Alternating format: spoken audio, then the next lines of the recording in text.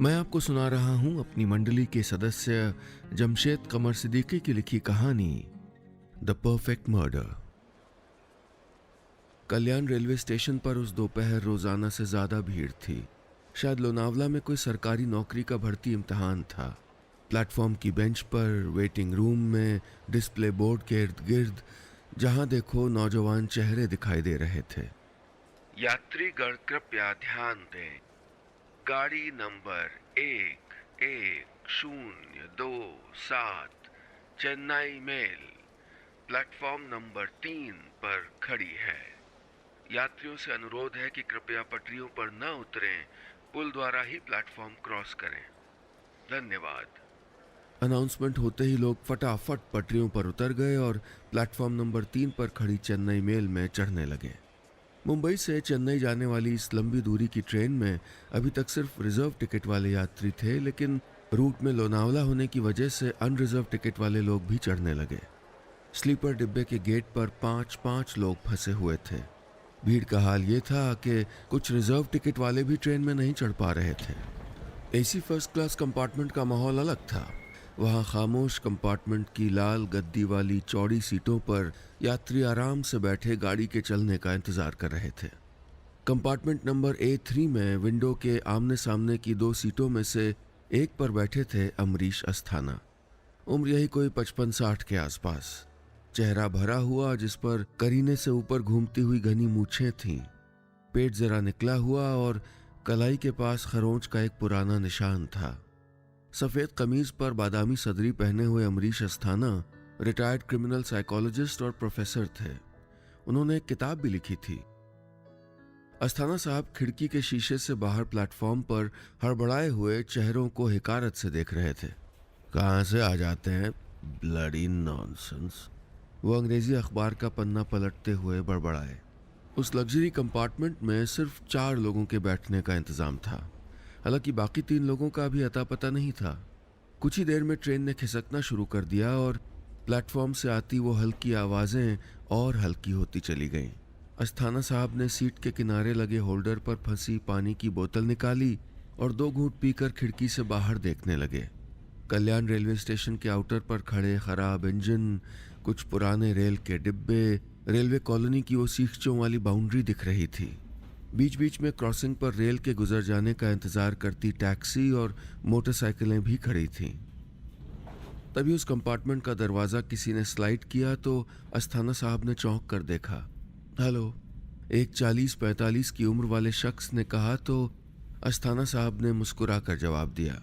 हरी और सलेटी धारियों वाली कॉलरदार टी शर्ट और ढीली जीन्स पहने उस शख्स के पास पहियों वाला ट्रॉली बैग था। उसे खींचते हुए वह अस्थाना साहब की सीट के ठीक सामने वाली सीट के पास लाया और नीचे खिसका दी। एक गहरी सांस लेते हुए वो बैठ गया। फिर कंधे पर टंगे बैग को उतारा और उसमें से कुछ कागज और एक पेन निकालकर उन पर शॉर्ट हैंड में कुछ लिखने लगा। अस्थाना साहब उस शख्स को कुछ ज्यादा ही गौर से देख रहे थे, जैसे किसी को पहचानने की कोशिश कर रहे हों। तभी उन्होंने देखा वो शख्स पेन को उलट पलट कर देख रहा था। शायद पेन रुक रुक कर चल रहा था। वो अपने कागजों को उलट पुलट कर कोई खराब कागज ढूंढने लगा ताकि उस पर पेन चलाकर ठीक कर सके। इस पर ट्राई कीजिए। अस्थाना साहब ने अखबार उसकी तरफ बढ़ा दिया।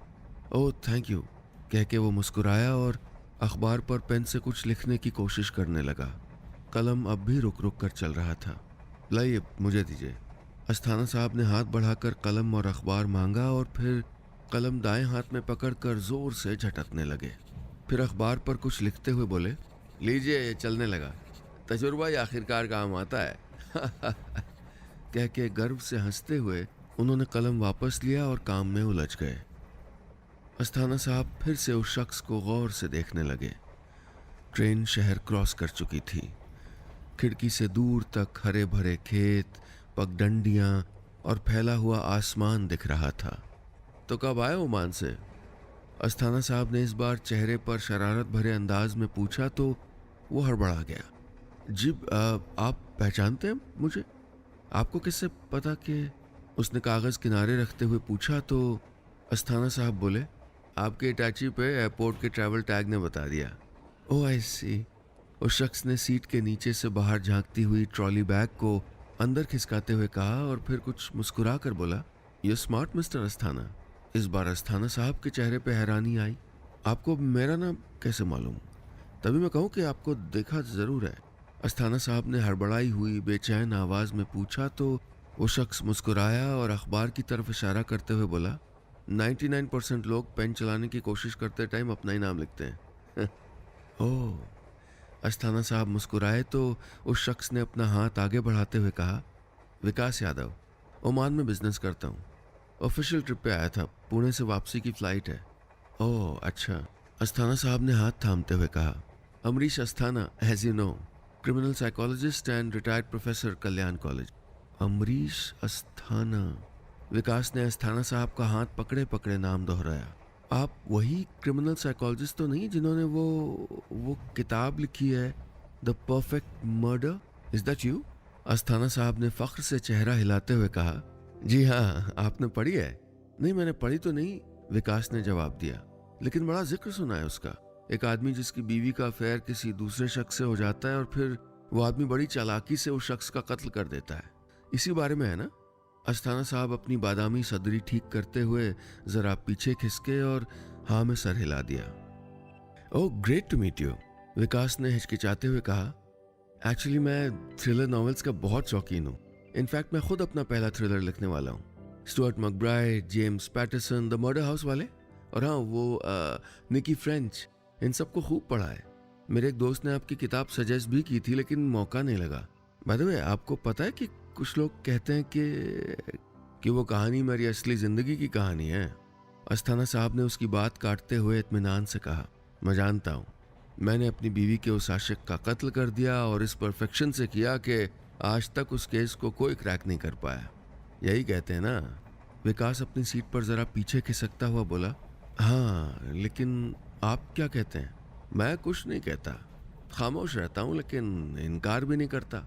देखिए विकास साहब, मेरा एक मानना है, वो किसी फिलोसोफर की तरह बोले, करप्शन हो या कत्ल, अगर करने वाला इस परफेक्शन से कर रहा है कि उसका पकड़ा जाना नामुमकिन हो तो मैं तो इसको उसका टैलेंट कहता हूँ। अस्थाना साहब पूरे जोश में आ गए थे।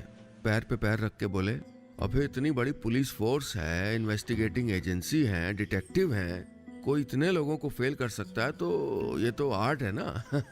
यानी ये किताब सच है? विकास ने कहा तो उसकी बात काटते हुए वो बोले, अब सच है या झूठ इसका फैसला लोग करें, आप करें। फिर सीट पर रखे बैग से एक किताब निकालते हुए उसकी तरफ बढ़ाते हुए बोले, पढ़िए इसे और बताइए ये परफेक्ट मर्डर है या नहीं। कहते हुए अस्थाना साहब ने मुस्कुराकर वो किताब विकास की तरफ बढ़ा दी। विकास उस किताब को उलटने पलटने लगा जिसके काले रंग के कवर पर एक खून से सना चाकू बना था और पीछे एक लाश थी। सुनहरे रंग से किताब का नाम लिखा था, द परफेक्ट मर्डर। नीचे लेखक का नाम था अमरीश अस्थाना। विकास ने कुछ देर किताब को देखा और मुस्कुराकर कहा, अस्थाना साहब, आई एम श्योर किताब बहुत अच्छी होगी, लेकिन थ्रिलर नॉवेल्स का रीडर होने के नाते एक चीज कह सकता हूँ, नो मर्डर इज परफेक्ट। नहीं नहीं नहीं नहीं, अस्थाना साहब बोले, जैसे मैंने इस किताब में लिखा है वो परफेक्ट ही है, उससे अच्छा कोई तरीका हो ही नहीं सकता था मर्डर का। मैं नहीं मानता, विकास ने कहा तो अस्थाना साहब की त्योरियां चढ़ गईं। वो कुछ कहने के लिए आगे बढ़े ही थे कि दरवाजे पर आहट हुई। गेट स्लाइड हुआ तो हाथ में लिस्ट लिए टीटी खड़ा था। काला कोट पहने टीटी लिस्ट पर टिक करते हुए बोला, अमरीश अस्थाना? जी मैं हूँ, अस्थाना साहब ने कहा तो टीटी विकास की तरफ देखकर लिस्ट में नाम ढूंढते हुए बुदबुदाया, ओके, आणि तुझे नाव आहे विकास यादव। विकास ने अपना नाम बताया तो उसने लिस्ट में रखे नाम के आगे टिक लगाते हुए आईडी कार्ड के बारे में पूछा। आपल्याकडे आईडी कार्ड है? विकास ने जेब में हाथ डाला तो वो बोला, ना ना रखे रहिए, ठीक है ठीक है, थैंक यू सर। कहते हुए टीटी ने बाहर जाकर वापस गेट स्लाइड कर दिया। विकास ने अस्थाना साहब के चेहरे पर नजर डाली तो वो उसे इस तरह देख रहे थे जैसे उनके मन में कोई ख्याल गूंज रहा हो। What happened? विकास ने मुस्कुराकर पूछा तो वो वापस सीट पर खिसके और एक ढीला हाथ अपने घुटने पर मारते हुए बोले, विकास साहब, चलिए खेल खेलते हैं। खेलेंगे? विकास ने मुस्कुराकर पूछा। खेल? कैसा खेल? अस्थाना साहब ने विकास से किताब वापस लेते हुए कहा, वो आप कह रहे थे ना, नो मर्डर इज परफेक्ट, तो चलिए मैं आपको चैलेंज करता हूँ, कहानी सुनाता हूँ, द परफेक्ट मर्डर। सुनिए और फिर बताइए कि मर्डर परफेक्ट था कि नहीं। और अगर नहीं था तो आप लिखते तो कैसे लिखते? कुछ देर विकास ने उनकी तरफ देखा और फिर मुस्कुरा कर बोला, अगर आप वाकई मुझे क्रिटिक बनाना चाहते हैं तो चलिए ठीक है सुनते हैं। ट्रेन करजत रेलवे स्टेशन पर पहुंचने वाली थी। स्टेशन के आउटर पर सर पर सफ़ेद खड़ी टोपी लगाए लोग दिखने लगे थे।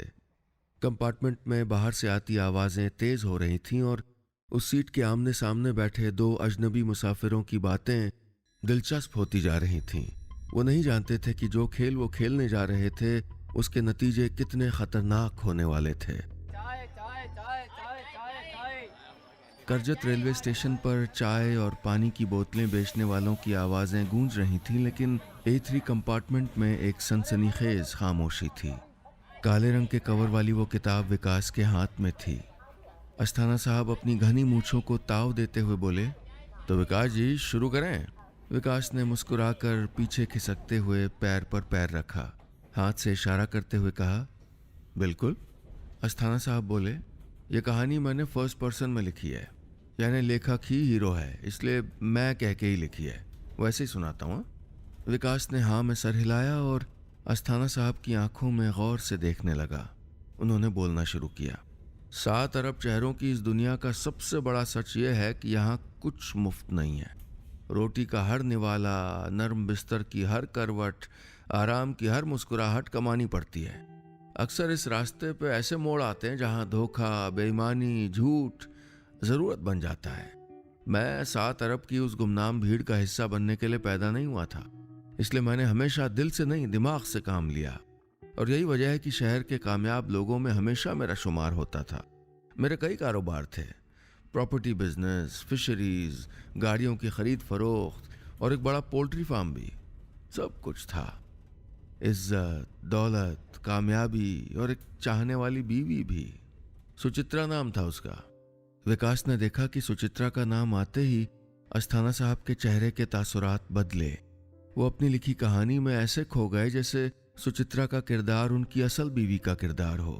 उन्होंने आगे कहा, मैंने सुचित्रा को जिंदगी की हर खुशी दी, गाड़ियां, नौकर चाकर, हर ऐशो आराम की सहूलियत। लेकिन मैं कहाँ जानता था कि उसे दी हुई ये ऐशो आराम की जिंदगी खुद मेरे लिए ही धोखा बन जाएगी। उन दिनों मैं फिशरीज बिजनेस में नया नया उतरा था, इसलिए ज़्यादातर वक्त या तो पार्टनर्स के साथ मीटिंग में या फिर समंदर में फिशिंग बोट पे गुजरता था। सुचित्रा ज़्यादातर वक्त घर पे ही रहती थी। एक रात मैं घर लौटा तो मैंने देखा गुलाबी जोड़े में सजी संवरी सुचित्रा आईने के सामने उदास बैठी थी। क्या हुआ, तुम सोए नहीं अभी तक? मैंने टाई की नोट ढीली करते हुए पूछा तो वो बिना पलटे हुए उदास रुख से बोली, सोना नहीं चाहती, सोऊंगी तो फिर सुबह हो जाएगी और फिर एक पहाड़ जैसा लंबा दिन काटना पड़ेगा। देखो सुचित्रा, मैं फिर से वो बहस शुरू नहीं करना चाहता, मैंने हल्के गुस्से में कहा। मैं जानता हूँ तुम घुमा फिरा के बात वहीं लाओगी, लेकिन मैं कह चुका हूँ कि तुम काम नहीं करोगी, मैंने कुर्सी पे बैठ के जूते उतारते हुए कहा। आखिर जरूरत क्या है तुमको काम करने की? किस चीज की कमी है तुम्हें? कमी? उसने पलट के कहा तो उसकी आंखों में आंसू थे। है क्या मेरी जिंदगी में सिवाय इस महल में बैठ के तुम्हारा इंतजार करने के? यार क्यों करती हो मेरा इंतजार तुम? मैंने झुंझला के उसके करीब जाके कहा। मुझे काम करना होता है। मैं बातचीत को खींचना नहीं चाहता था। उसके कंधे पे हाथ रखा और कहा, देखो सुचित्रा, तुम ज्यादा सोचती हो इसीलिए ऐसे उदास ख्याल आते हैं, घूमा फिरा करो। फिर उसके चेहरे से बालों की लटें हटाते हुए कहा, और अब तो तुम्हारी वो कॉलेज की सहेली, क्या नाम है उसका, अफसाना खान, वो भी तो इसी शहर में आ गई है। उसके साथ मार्केट जाया करो। तुम बता रही थी कि वो घर पे गिटार का ट्यूशन लेती है, तुम भी गिटार सीख लो। अरे बहुत कुछ है करने को भाई। मैं कल ही किसी को बोलता हूँ म्यूजिक टीचर के लिए। ओके चलो ब्रो, ना बंद करो यार, मैंने कहा तो सुचित्रा की आंखों से बहते आंसू थमने लगे। अगले दिन मैंने अपने मैनेजर से एक म्यूजिक टीचर अरेंज करने के लिए कह दिया। वो 2 दिन बाद ही घर पे आ भी गया। लेकिन जब तक वो घर आया मुझे पता चला कि सुचित्रा ने खुद ही एक म्यूजिक टीचर बुला लिया था। विक्की नाम है इसका। सुचित्रा ने एक शाम उसका तारुफ मुझसे कराते हुए कहा, मेरे कॉलेज का जूनियर है, ये अफसाना को भी सिखाता है, अब से मुझे भी सिखाएगा। अच्छा, hello Vicky, how are you? मैंने कहा तो वो मुस्कुरा के बोला, आई एम फाइन सर। तो कब से गिटार बजा रहे हो? मैंने उससे पूछा तो बोला, सर 4 साल से। वैसे मैं पार्ट टाइम डीजे भी ऑर्गेनाइज करता हूँ। इनकेस कभी आपको। विक्की मुझसे काफ़ी यंग था। बल्कि सुचित्रा से भी शायद 4-5 साल छोटा ही होगा। दुबला पतला जिस्म था, घुंघराले लटकते हुए बाल, चेहरे पे हल्की दाढ़ी और एक खिली हुई मुस्कुराहट। अस्थाना साहब, सूप लेंगे आप? ट्रेन की धड़धड़ाहट के बीच विकास की आवाज़ से अस्थाना साहब का ध्यान टूटा। दरवाजे पर वेटर टोमेटो सूप लिए खड़ा था। नहीं नहीं, मैं सूप नहीं पीता, उन्होंने कहा तो विकास ने सिर्फ एक कप अपने लिए लिया और हाथ में लेकर बैठ गया। ट्रेन की रफ्तार तेज थी। खिड़की से बाहर का मौसम बदला हुआ लग रहा था। बारिश की छोटी छोटी बूंदें खिड़की के शीशे पर आकर नीचे फिसल रही थीं। विकास ने सूप की चुस्की लेते हुए कहा, तो विकी के आने से क्या बदला? सब कुछ बदल गया, अस्थाना साहब ने खिड़की से बाहर देखते हुए कहा। विकी के आ जाने से सुचित्रा काफ़ी चेंज हो गई थी। मैं जब ऑफिस या पोल्ट्री फार्म से लौटता तो अब सुचित्रा के चेहरे पे बोरियत और उदासी नहीं होती थी, वो बड़ी खुश लगती थी। एक शाम मैं घर पहुंचा तो विक्की की आवाज़ मेरे कानों में पड़ी। मैं गेस्ट रूम के पास पहुंचा तो सुचित्रा और विक्की गिटार लिए बैठे थे। उन दोनों के चेहरे पे एक अजीब सी शोखी थी। वो लोग जिस तरह मुस्कुरा रहे थे, उनकी बातें गिटार के बारे में तो नहीं लग रही थी। मुझे देखते ही दोनों सकपक आ गए। मैंने एक नाराज़ नज़र डाली और वहाँ से चला गया। उस दिन के बाद से मैंने सुचित्रा पे ख़ास नज़र रखनी शुरू कर दी। उसके ड्राइवर को भी कह दिया था कि वो कहाँ जाती है, किससे मिलती है, इसकी पूरी रिपोर्ट मुझको चाहिए। तो कहाँ तक पहुँची तुम्हारी गिटार ट्रेनिंग? अब मैं घर में आते ये सवाल करता तो वो घबरा जाती थी। हाँ, अब अच्छी चल रही है, सीख रही हूँ अभी तो। लाइए कोट दीजिए, चलिए खाना लगा दिया है। विक्की का जिक्र आते ही उसकी आवाज़ ऐसे लड़खड़ाने लगती थी। खैर, वक्त गुजरता रहा। एक दोपहर में पोल्ट्री फार्म में था और फार्म का घेराव करने वाली तार की बनी उन जालियों का मुआयना कर रहा था। मेरे पास सुचित्रा का फ़ोन आया। सुनिए, वो अफसाना की बेटी का बर्थडे फ्राइडे को, तो अरेंजमेंट के लिए कुछ सामान वगैरह लेने जा रही है। वो चाहती मैं भी साथ चलूं। मैंने कुछ सोचा और कहा, हाँ तो हो आओ, जाओ जाओ। वो बोली, ठीक है। सुनो, इससे पहले कि वो फ़ोन रखे मैंने अपना दांव खेला। फ्राइडे को तो मैं भी फ्री हूँ, मैं भी चलूँगा पार्टी में। अचानक उसकी आवाज़ रुक गई, फिर संभलते हुए बोली, हाँ चलिए ना, अफसाना के हस्बैंड तौकीर भाई भी आपको अक्सर पूछते हैं। मैं और अफसाना इतनी पुरानी दोस्त हैं, कम से कम आपको एक बार तौकीर भाई से मिलना चाहिए। ठीक है, जाओ हो आओ मार्केट, जल्दी लौटना। महेश, चिकन वायर बदलो, इस जाली के तार जगह जगह से टूटे हैं। मैं सुचित्रा से बात करते करते ही पास खड़े पोल्ट्री फार्म के अटेंडेंट से बात करने लग गया। सुचित्रा ने फ़ोन रख दिया, लेकिन वो नहीं जानती थी कि उसका पति यानी मैं उड़ती चिड़िया के पंख गिन सकता हूँ। बिल्कुल वही हुआ जिसका मुझको शक था। शाम को जब सुचित्रा के ड्राइवर ने मुझको फ़ोन किया तो उसने बताया, साहब मैंने सुचित्रा मैडम और अफसाना मैडम को मॉल के गेट पे छोड़ दिया था और मैं सामने गाड़ी में इंतज़ार कर रहा था। लेकिन कुछ देर बाद जब सुचित्रा मैडम मॉल से निकली तो पीछे वो घुंघराले बाल वाला विक्की भी था। चेन्नई मेल अभी लोनावला रेलवे स्टेशन से कुछ दूर थी, लेकिन दूर तक खूबसूरत वादियां दिखाई देने लगी थीं। खिड़की से दूर तक ऊंचे ऊंचे सब्ज पहाड़ों से लिपटी हरियाली दिखाई दे रही थी। तो यानी आपके हीरो का शक सही था? विकास यादव, जो पैर पे पैर रखे अस्थाना साहब की कहानी सुन रहा था, पैर बदलते हुए बोला, हाँ बिल्कुल सही था। अस्थाना साहब ने खिड़की की तरफ नज़र डालते हुए कहा, और इस बात की तस्दीक उस रोज़ हो गई जब उसको इस बात का पहला सबूत मिला। उन्होंने किताब पे एक नज़र डाली और कहानी आगे पढ़ी। दिवाली से एक दिन पहले की बात है। दोपहर के वक्त मैं अपने कमरे में रॉकिंग चेयर पे बैठा कंपनी के कागजात चेक कर रहा था। मेरे नौकर ने दरवाज़ा नॉक किया। उसने अंदर आके एक मोबाइल मेरी तरफ बढ़ाया और बोला, सर एक लड़का आया था गेट पे, कह रहा था कि मालिक अपना फ़ोन भूल गया उसके घर पे। मैंने फ़ोन देखा तो वो फ़ोन सुचित्रा का था। मैं समझ गया कि उसने शायद मालकिन कहा होगा। ठीक है यार, रख दो और जाओ। उसके जाते ही मैंने जल्दी से फ़ोन चेक किया तो उस पर 39 मिस्ड कॉल थी। सुचित्रा ने वो नंबर जानबूझ के सेव नहीं किया था। मैंने अपने नंबर से उस नंबर पे कॉल की। हेलो, कौन बोल रहा है? मैंने पूछा तो दूसरी तरफ से आवाज़ आई, मैं विकी, आप कौन? हेलो। उस पल मेरे जिस्म में चिंगारियां दौड़ रही थीं। एक सैलाब था जो मैं अपनी रगों में महसूस कर रहा था। कहानी सुनाते हुए उस एसी कंपार्टमेंट में अस्थाना साहब के माथे पर पसीने की बूंदें दिखाई दे रही थीं, जैसे वो कहानी वाकई सच हो। विकास ने उनकी तरफ पानी की बोतल बढ़ाई तो उन्होंने 2 घूंट पी लिए। और फिर आपकी कहानी का हीरो उस विक्की को मार डालता है, करेक्ट? विकास ने कहा तो वो सर दाएं बाएं हिलाते हुए बोले, नहीं अभी नहीं, अभी तो इस कहानी में वो होना है जिसके बारे में आप सोच भी नहीं सकते। लेकिन हाँ, उसी पल उन दोनों की मौत जरूर मुकर्रर कर दी गई थी। विकास देख पा रहा था कि अस्थाना साहब की आंखें अजीब तरह से चमक रही थीं। यकीनन ये कहानी कोई नया मोड़ लेने वाली थी, कोई राज जिस पर से पर्दा उठना अभी बाकी था। यात्रीगण कृपया ध्यान दें। गाड़ी संख्या 1107 चेन्नई मेल प्लेटफॉर्म नंबर 2 पर खड़ी है। लोनावला रेलवे स्टेशन पर इस अनाउंसमेंट के कुछ मिनट बाद ही ट्रेन ने चलना शुरू कर दिया। प्लेटफॉर्म पर भीड़ थी, लेकिन ट्रेन कुछ खाली हो गई थी। सरकारी नौकरी के भर्ती इम्तिहान वाले सारे नौजवान लोनावला स्टेशन पर उतर गए थे। ट्रेन ने धीरे धीरे रफ्तार पकड़ी और प्लेटफॉर्म से आती आवाजें धीरे धीरे कम हो गईं। A3 कंपार्टमेंट में अस्थाना साहब के सामने वाली सीट खाली थी। विकास अभी अपनी सीट पर नहीं था। अस्थाना साहब किसी गहरी सोच में डूबे थे। तभी कंपार्टमेंट का दरवाजा स्लाइड हुआ। विकास अपने भीगे हाथों को रुमाल से पोंछता हुआ अंदर आया और सीट पर बैठते हुए बोला, सॉरी जी। तो बताइए फिर क्या हुआ? क्या सुचित्रा का पति अफसाना के यहाँ गया पार्टी में? विकास ने रुमाल जीन्स की जेब में रखते हुए पूछा तो अस्थाना साहब मुस्कुराए और बोले, बिल्कुल गया, वो तो जानना चाहता ही था। उन्होंने किताब वापस उठाई और एक खास पन्ना जिसको मोड़ के रखा था उसे देखकर पढ़ने लगे। मैं पार्टी में पहुंचा तो वहां रौनकें बिखरी थी। सोसाइटी अपार्टमेंट के बीच बने पार्क में अरेंज की गई उस पार्टी में खूबसूरत सजावट थी।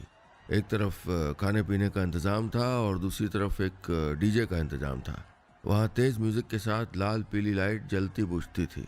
मैं सुचित्रा के साथ मेन गेट से दाखिल हुआ तो अफसाना मेन गेट पे ही खड़ी थी।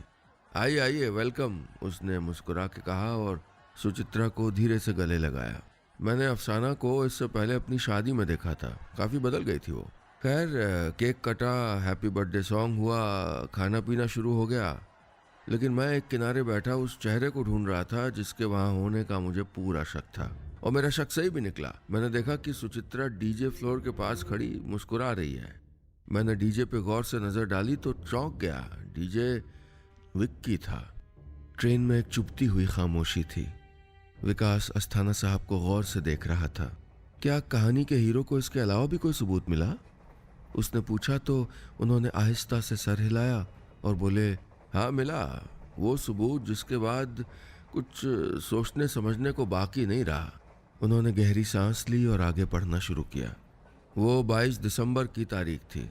दुनिया क्रिसमस और नए साल की तैयारियों में मशगूल थी। मेरी बीवी सुचित्रा तकरीबन हफ्ते भर अपनी काठगोदाम वाली मामी के घर रह के 2 दिन पहले ही आई थी। दोपहर को घर के लैंडलाइन पे एक फ़ोन आया। फ़ोन मसूरी के किसी होटल से था। सर, मैं ब्लू लगून होटल से बोल रहा हूँ। आपने कुछ दिन पहले हमारे यहाँ स्टे किया था। This is a feedback call. क्या आप अपने होटल स्टे से सेटिस्फाइड हैं? Any suggestions? जैसे सूखा हुआ कोई पत्ता तेज हवा से कांप जाता है, मेरा जिस्म वैसे ही कांप रहा था। मैंने फौरन उस होटल का एड्रेस लिया और उसी शाम मसूरी के लिए निकल गया। अगले दिन जब मैं गुस्से से कांपता हुआ होटल के रिसेप्शन पे पहुंचा और उनका एंट्री रजिस्टर देखा तो कमरा नंबर 307 में 2 नाम थे, सुचित्रा और विक्की। बस यही वो पल था जब मैंने फैसला कर लिया था कि मैं विक्की को ऐसी मौत दूंगा कि दुनिया में किसी और की पत्नी बेवफाई करने के पहले 100 बार सोचेगी। विकास ने देखा कि अस्थाना साहब की आंखों में एक हैवानियत नजर आ रही थी। उन्होंने किताब के पन्ने पलटे और आगे पढ़ना शुरू किया। इंतकाम से बढ़कर दुनिया में कोई नशा नहीं होता। अपने दुश्मन को अपनी आंखों के सामने तड़पता हुआ देखने का जायका कुछ और ही है। वो जायका मैंने चखा नए साल के जश्न की पार्टी पे, जो मैंने खास तौर पे विक्की की मौत के लिए सजाई थी। मैंने अपने बिजनेस पार्टनर्स के साथ एक छोटी क्रूज बोट पर पार्टी ऑर्गेनाइज की। विक्की को डीजे के तौर पे इनवाइट किया। हैप्पी न्यू ईयर सर, हाथ में ग्लास लिए झूमते हुए विक्की ने मुझसे कहा था, अपनी मौत के कुछ घंटे पहले। 12 बजे के बाद जब नशा सभी पे हावी हो गया, सभी थक गए, मैंने विक्की से कहा, विक्की सुनो यार, कुछ बात करनी है तुमसे, आओ जरा मेरे साथ। मैंने कहा तो वो मेरे साथ आया और हम बोट के उस हिस्से में पहुंच गए जहां हल्का अंधेरा था और सन्नाटा भी। हैप्पी न्यू ईयर विक्की, मैंने कहा तो वो मुस्कुराया। Same to you sir. लेकिन यहाँ क्यों? उसने दाएं बाएं देखते हुए कहा तो मैंने कहा कमाल के आर्टिस्ट हो यार तुम। हाँ सर, ये डीजेइंग भी आर्ट तो है, वो बोला। तो मैंने करीब आके कहा नहीं नहीं नहीं नहीं, मैं उसकी बात नहीं कर रहा। तो उसने घबरा के पूछा तो मैंने उसकी आंखों में आंखें डालते हुए कहा दूसरे की बीवी को अपना बना लेना भी तो आर्ट है, नहीं? मैंने कहा तो वो ऐसा घबराया जैसे उसकी चोरी पकड़ ली हो मैंने। क्या क्या मतलब सर, आप कहना क्या चाहते हैं? Shut up! कहते हुए मैंने उसके गाल पे जोर का थप्पड़ मारा। वो गिड़गिड़ाने लगा। सर मैंने तो, आई एम सॉरी सर, मैं सच कह रहा हूँ, शुरुआत मेरी तरफ से नहीं हुई, मेरी तरफ से ऐसा कुछ भी नहीं था सर। वो तो सर प्लीज छोड़ दीजिए मुझको सर। कहते हुए वो भागने लगा। तभी मैंने वहां पहले से छुपाया हुआ लोहे का रॉड उठाया और उसके सर पे दे मारा। विक्की जमीन पे गिर गया, खून से लथपथ, लेकिन सांसें चल रही थीं। मैं उसके सीने पे बैठ गया और उसका गला अपनी दोनों हथेलियों के बीच कसने लगा। वो तड़प रहा था। उसने मेरी कलाई को कस के पकड़ लिया, इतनी तेज कि उसके नाखून मेरी कलाई की खाल पर नोच रहे थे। लेकिन मैं उसका गला दबाता रहा। कुछ 1.5 मिनट लगा होगा। उसका हाथ एक तरफ गिर गया। मैंने मुआयना किया तो उसकी सांस रुक गई थी। वो मर चुका था। उस अंधेरे में मैं उसे शिप के किनारे तक ले गया, लेकिन मैं जानता था कि बॉडी पानी में फेंका तो कुछ वक्त बाद ऊपर तैरने लगेगी। उसका इंतजाम भी मैंने कर रखा था। मैंने उसकी बॉडी को एक जाली में लपेटा, वही चिकन वायर जिससे हम पोल्ट्री फार्म का घेराव करते हैं। तार से बनी हुई उस जाली में विक्की की बॉडी और 2 भारी पत्थर लपेटे और पानी में फेंक दिया। खेल खत्म। दैट्स अमेजिंग, विकास ने मुट्ठियां कसते हुए कहा। बॉडी डिकम्पोज होने पे ऊपर नहीं आएगी और जाली की वजह से मछलियां वगैरह बॉडी को खा लेंगी, राइट? उसने अस्थाना साहब की तरफ देखकर पूछा तो वो फख्र से अपनी मूंछों को ताव देते हुए मुस्कुराए। उस पल अस्थाना साहब की कलाई पर एक खरोंच का निशान आस्तीन से झांक रहा था। वो बोले, और इस तरह मेरी कहानी का हीरो अपना इंतकाम मुकम्मल करता है, वो भी इस परफेक्शन से कि ना पुलिस को डेड बॉडी मिलती है, ना कोई केस बनता है और सजा का तो कोई सवाल ही नहीं। उन्होंने पैर पर पैर रखते हुए कहा, है ना द परफेक्ट मर्डर। दोपहर के 3 बज रहे थे। दूर तक फैली हरियाली बारिश में धुली धुली लग रही थी। लहराते हुए खेत, टूटे हुए मकान, दूर खड़े पहाड़, सब एक रवानी में बहते हुए लग रहे थे, उसी कहानी की तरह। तो कहिए थ्रिलर एक्सपर्ट साहब, अस्थाना साहब ने विकास की तरफ मजाहिया अंदाज में कहा, मेरी कहानी में कोई नुक्ताचीनी करेंगे आप या मानेंगे कि परफेक्ट है? पानी की बोतल को होल्डर में रखते हुए विकास ने कहा, सर मैं कहूँगा कहानी बहुत उम्दा है, सच्ची है, झूठी है, आई मीन जैसा कि लोग कहते हैं, वो तो पता नहीं, लेकिन है ज़बरदस्त। हालांकि कहते कहते वो रुक गया। हालांकि क्या? बोलो, अस्थाना साहब ने पूछा तो उसने मुस्कुराकर किताब अपने हाथ में ले ली और कहा, हालांकि मैं इसे परफेक्ट मर्डर नहीं मानता। परफेक्ट मर्डर तो वो है जब दुश्मन का खेल ख़त्म भी हो जाए और हाथ पे खरोच भी ना आए। विकास के कहते ही अस्थाना साहब ने हड़बड़ाते हुए आस्तीन से कलाई छुपाने की कोशिश की। विकास को गौर से देखते हुए एक घूंट पानी पिया और खिड़की से बाहर देखा। ट्रेन खड़की प्लेटफॉर्म पर पहुंच चुकी थी। अनगिनत चेहरों की भीड़ बदहवासी लपेटे हुए आती जाती ट्रेनों को ताक रही थी। अस्थाना साहब ने वापस आत्मविश्वास समेटते हुए कहा, तो तुम ही बता दो कि अगर तुमने ये कहानी लिखी होती तो तुम्हारी कहानी का किरदार परफेक्ट मर्डर कैसे करता? मैं भी तो सुनूं। विकास ने किताब किनारे इस तरह रख दी जैसे इसकी उसको ज़रूरत ही नहीं। मुस्कुरा के बोला, ठीक है अस्थाना साहब, सुनाता हूँ, लेकिन इतनी डिटेल में नहीं, शॉर्टकट में सुनाऊंगा। इस दार ओके? हाँ ठीक है, शुरू तो करो। अस्थाना साहब ने गर्दन झटकते हुए कहा तो विकास ने गहरी सांस ली और बोला, शुरुआती कहानी तो वैसी होगी जैसी आपने सुनाई। मुझे एक रोज़ पता चलता है कि मेरी बीवी का उसके कॉलेज के किसी जूनियर के साथ अफेयर है। वो लड़का विक्की मेरी बीवी को और उसकी एक सहेली को गिटार सिखाता है। मैं विक्की और उसकी बीवी पे नज़र रखता हूँ और छुप के उनकी बातें भी सुनता हूँ। मेरी वाइफ की सहेली के हस्बैंड जिनका नाम है कोई भी नाम दे देते हैं, चलिए अमरीश अस्थाना ही सही। अस्थाना साहब अपना नाम सुनकर मुस्कुराए और पीछे होकर हाथ बांध कर बैठ गए।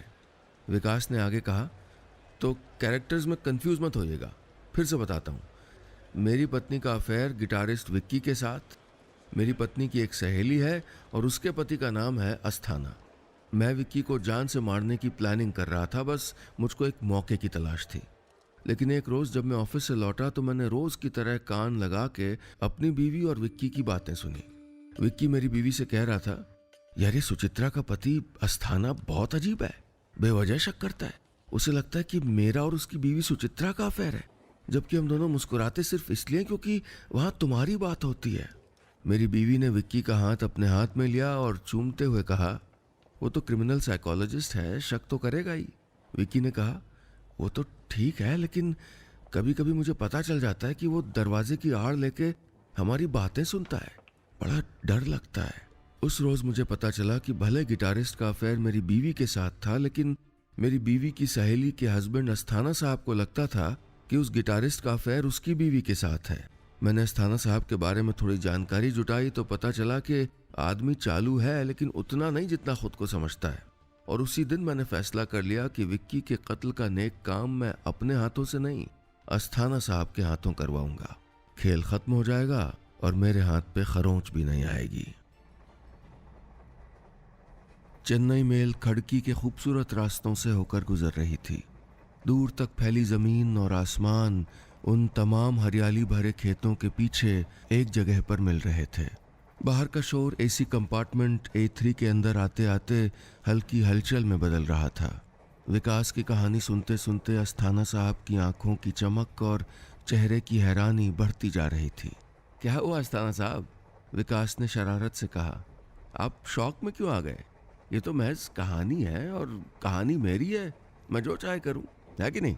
अस्थाना साहब अपना खुला हुआ मुंह बंद करते हुए बोले, हाँ हाँ आप सुनाइए, कोई बात नहीं।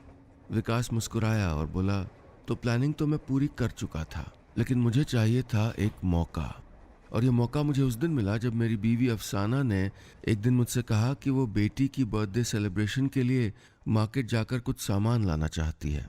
मैं जानता था कि वहाँ अफसाना से मिलने विक्की ज़रूर आएगा, और यह भी जानता था कि अस्थाना साहब अपनी बीवी सुचित्रा पर नज़र ज़रूर रखवा रहे होंगे। इसलिए मैंने अफसाना से कहा, हाँ चली जाओ, लेकिन यार वो गाड़ी ख़राब है। तुम ऐसा क्यों नहीं करती, अपनी दोस्त सुचित्रा को फ़ोन कर दो, उसकी गाड़ी में चली जाओ, तुम्हें कंपनी भी मिल जाएगी। मेरा तीर निशाने पर बैठा। मेरी बीवी अफसाना जब सुचित्रा के साथ उसी की गाड़ी में बैठकर मॉल पहुंची तो अस्थाना साहब का ड्राइवर नज़र रख रहा था। उसने विक्की को वहां देखा और फौरन अस्थाना साहब को बता दिया। क्या हुआ, आप कहाँ खो गए अस्थाना साहब? It's just a story. Vikas ने अस्थाना साहब की तरफ पानी की बोतल बढ़ाते हुए कहा तो उनके परेशान चेहरे पर नकली मुस्कुराहट आई और विकास आगे बोला, जो कुछ हुआ वो एक क्रिमिनल साइकोलॉजिस्ट के मन में शक का बीज बोने के लिए काफ़ी था, और यही वक्त था अगले कदम का। एक रोज़ अस्थाना साहब की बीवी सुचित्रा जब मेरे घर पे आई तो मैंने मौका पाकर उसके बैग से उसका फ़ोन निकाल लिया। उसके जाने के बाद मैंने अपने नंबर से 39 बार उसके फ़ोन पे मिस्ड कॉल दी और फिर अस्थाना साहब के घर जाकर नौकर को ये कहा कि ये फ़ोन अपने मालिक को दे देना। मालिक इसलिए कहा ताकि वो फ़ोन अस्थाना साहब को ही दे। ऐसा ही हुआ भी। थोड़ी देर बाद मेरे नंबर पे एक अननोन नंबर से कॉल आया। आवाज़ अस्थाना साहब की थी। उन्होंने पूछा, हेलो कौन? मैंने कहा, मैं विक्की। आप कौन? हेलो। दूसरी तरफ से फिर कोई आवाज़ नहीं आई। चेन्नई मेल अपनी पूरी रफ्तार से पटरियों पर भाग रही थी, शायद उससे भी तेज़ जितना तेज़ अस्थाना साहब की रगों में हैरानी दौड़ रही थी। विकास अपना हैंडबैग किनारे रखते हुए बोला, तो भाई फिर आई पार्टी वाली रात। मेरी बीवी अफसाना इतनी बेवकूफ़ नहीं थी कि वो पार्टी में अपने आशिक विक्की को भी बुलाए। उसे पता था कि मेरी मौजूदगी में विक्की का उसके साथ होना शक पैदा कर सकता है, इसलिए उसने मेहमानों की लिस्ट में विक्की का नाम नहीं लिखा। लेकिन मैं जानता था कि अस्थाना साहब ज़रूर आएंगे, इसलिए मैंने अफसाना से कहा, सुनो, वो सारे इंतज़ाम तो हो गए, डीजे का देख रहा हूँ। 2-3 जगह पता किया, बहुत महंगा है। तुम ऐसा क्यों नहीं करती? वो क्या नाम है उसका, विक्की, उसको बुला लो। वो भी तो पार्ट टाइम डीजे करता है। तुम्हारे कॉलेज का जूनियर है, कुछ तो डिस्काउंट देगा। अफसाना को और क्या चाहिए था? उसके चेहरे पर तो मुस्कुराहट आ गई। उसने उसी वक्त विक्की को कॉल किया और पार्टी में इनवाइट कर दिया। और पार्टी में बिल्कुल वही हुआ जो मैंने सोचा था। अस्थाना साहब ने विक्की को देखा और उनका शक यकीन में बदल गया।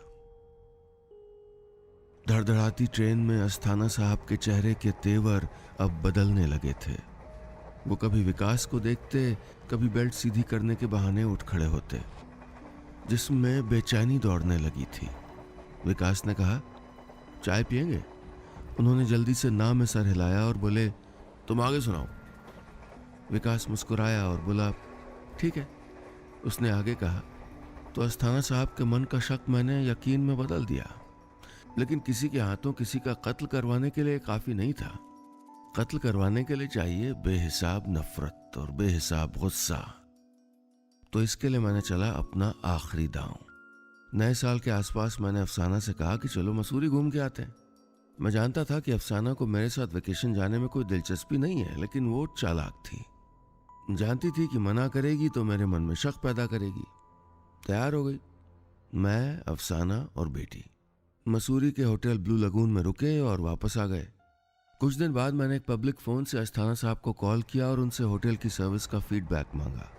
गुस्से की आग में जलता हुआ एक क्रिमिनल साइकोलॉजिस्ट ये भूल गया कि अगर कोई किसी के साथ नाम बदल के होटल में स्टे करेगा तो कम से कम अपने घर का फ़ोन नंबर तो सही नहीं लिखेगा ना। खैर, उन्होंने होटल का एड्रेस पूछा और भागे भागे होटल पहुंचे। रिसेप्शन पे जाके एंट्री रजिस्टर चेक किया तो उनको वहाँ वही नाम दिखा जिस नाम से मैं अपनी बीवी के साथ रुका था, विक्की और सुचित्रा। चाय चाय। दरवाजे पर चाय वाले ने दस्तक दी तो विकास बोला, नहीं चाय नहीं चाहिए।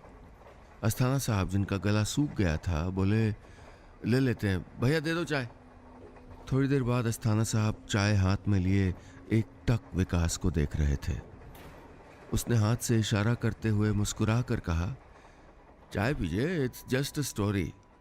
या ऑफ कोर्स। कहते हुए अस्थाना साहब ने घबराए हुए चाय से चुस्की ली। विकास आगे बोला, तो बस इसके बाद मैं पैर पे पैर रख के आराम से बैठ गया, क्योंकि बाकी का काम तो अस्थाना साहब करने वाले थे। और वैसा ही हुआ भी। जनवरी महीने में मुझे पता चला कि विक्की की गुमशुदगी की रिपोर्ट लिखी गई है। पुलिस ने बहुत तलाश किया लेकिन कहीं कुछ नहीं मिला। मैंने मन ही मन अस्थाना साहब को शुक्रिया किया। मेरे दुश्मन का खेल खत्म हो गया था और मेरे हाथ पे खरोंच भी नहीं आई थी। And this is what I call the perfect murder. Asthana साहब के हाथ में ठंडी हो चुकी चाय का कप था। चेहरे पे बदहवासी थी और आंखों में लाली। पिछले आधे घंटे में एक बार भी उन्होंने अपनी मूंछों को ताव नहीं दिया था। विकास ने खिड़की से बाहर देखा तो पुणे रेलवे स्टेशन आ गया था। बाहर प्लेटफॉर्म की हलचल का शोर आहिस्ता आहिस्ता अंदर बढ़ने लगा था। यात्रीगण कृपया ध्यान दें। गाड़ी संख्या 1107 Chennai mail Pune platform number 5 पर आ रही है। मराठी के बाद हिंदी में अनाउंसमेंट हुआ। तो अस्थाना साहब, मेरा स्टेशन तो आ गया। विकास ने अपना ट्रॉली बैग सीट के नीचे से खींचते हुए कहा, मैं तो यहीं उतर जाऊंगा, आप शायद आगे जाएंगे। सोचिएगा और फैसला कीजिएगा कि किसकी कहानी में मर्डर परफेक्ट था। After all it's just a story. हाँ, क्यों नहीं। Well, it was nice meeting you Vikas. Asthana साहब ने हड़बड़ाते हुए कहा तो विकास बोला, सेम हियर। वैसे तो मेरी आज रात मस्कट की फ़्लाइट है, लेकिन दुनिया बहुत छोटी है अस्थाना साहब। किस्मत में लाएगी तो फिर मिलेंगे। Good bye. जिंदगी में कुछ लोग इस तरह आते हैं कि हमारी जिंदगी में उनकी छोटी सी झलक हमेशा याद रहती है। अस्थाना साहब भी विकास को जाते हुए देख रहे थे, लेकिन ये छोटा सा सफर वो कभी भूलने वाले नहीं थे। विकास के जाने के बाद वो अपनी सीट पर कुछ देर आंख बंद करके बैठे रहे और फिर जब ट्रेन चलने लगी तो आंख खोली और सर जोर से दाएं बाएं घुमाया। उन्होंने गाल फुलाकर एक गहरी सांस बाहर फेंकी, भवें ऊंची करते हुए आंखें फैलाईं। थोड़ी देर पहले जो हुआ था उसकी एक एक झलक अब तक उनके जहन में कौंध रही थी। Thank God it was just his story. वो बुदबुदाए और पास रखा अखबार उठाकर दोबारा पढ़ने लगे। हालांकि बार बार उनके जहन में विकास की बातें गूंज रही थी, लेकिन वो खुद को अखबार में उलझाने की कोशिश कर रहे थे। कुछ आधे घंटे के सफ़र के बाद ट्रेन अगले स्टेशन पर पहुंची। अस्थाना साहब ने अखबार से झांकते हुए खिड़की के बाहर देखा तो दौंड स्टेशन था। उन्होंने नज़र घुमाई और अखबार किनारे रखकर खिड़की से बाहर आती जाती भीड़ को देखने लगे। तभी एक आहट हुई तो उन्होंने पलट कर देखा। एक नौजवान था जिसने एक लैपटॉप बैग ले रखा था। हेलो, उसने कहा तो अस्थाना साहब ने भी हेलो के इशारे में सर हिला दिया। उस 34-35 साल के शख्स ने अपना सामान वगैरह सेट किया और उनकी सामने वाली सीट पे बैठ गया। द परफेक्ट मर्डर, ये कौन राइटर है? उसने सीट पे रखी अस्थाना साहब की नॉवेल उठाने की कोशिश करते हुए कहा तो अस्थाना साहब ने फौरन किताब खींच ली। है कोई नहीं, बहुत एवरेज है, उन्होंने जल्दी से किताब बैग में रखते हुए कहा। कुछ देर कंपार्टमेंट में खामोशी रही। फिर वो लड़का बोला, काफ़ी भीड़ थी आज, वो कोई गवर्नमेंट जॉब का एग्ज़ाम था। जी जी, अस्थाना साहब ने बिना उसकी तरफ देखे हुए कहा। वो फिर बोला, मेरे को तो कल्याण से ही चढ़ना था, टिकट वहीं से थी, लेकिन प्लेटफॉर्म पे भीड़ इतनी थी कि ट्रेन ही मिस हो गई।